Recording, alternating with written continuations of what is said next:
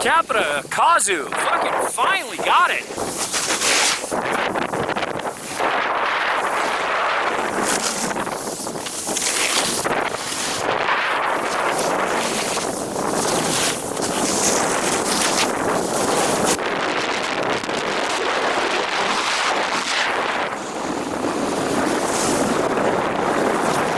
So here we are looking at the Capita Kazu Pro.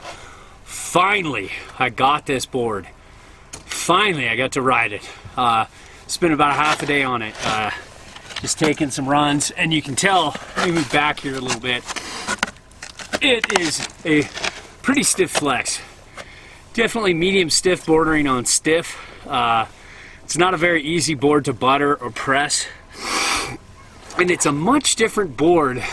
You know, by looking at the specs, I would have thought it would have rode one way, but by actually getting out and on it, it rode totally different. It has much more of a double-ender feel. It has much more of like you're riding like a twin-ish board to a directional board with a tip and tail the same width. I don't really feel much or all of the taper, which is good. You know, because it feels double-ender. I threw it around and rode it switch a lot, and it felt pretty good.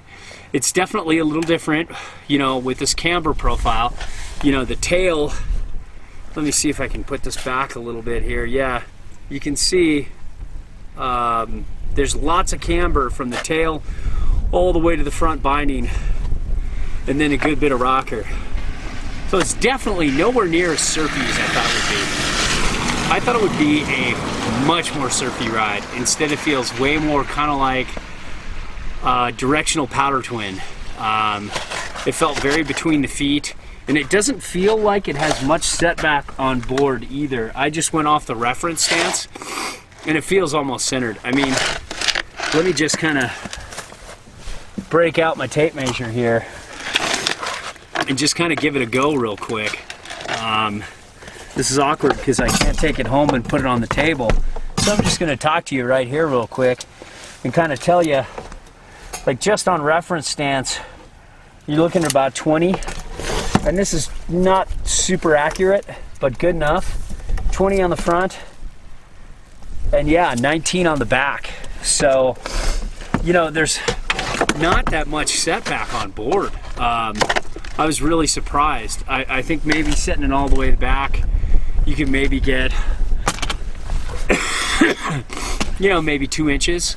But who, you know, I don't know for sure. But all I can say is, like, compared to most like tapered free ride boards, this is very centered and very kind of like mountain freestyle 20. But it's also got this like really aggressive personality that wants to kind of point it. It likes to carve hard when the conditions are good, and when the snow's soft. When the snow's harder, it doesn't really hold an edge that well.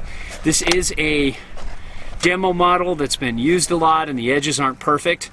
However, knowing how all the other Capita boards ride,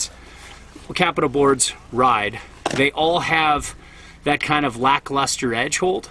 So I would say definitely, you know, not a hard to icy snow specialist. It's mainly good snow and below, you know, kind of medium snow and down into soft snow. But all in all, if you want a poppy, pretty aggressive, kind of chargy, double-ender board with a little bit of taper and some directional float. I only rode in a little bit, just a touch of powder. I wouldn't even call it powder. But all in all, I would say if you really want a super surfy directional ride, this isn't it. But if you want more of a straight liney, kind of chargy board that you'll occasionally ride switch with, but you want a little more directional float than you get with a twin, you could go with the Kazu, and it has a very unique ride for a free ride board.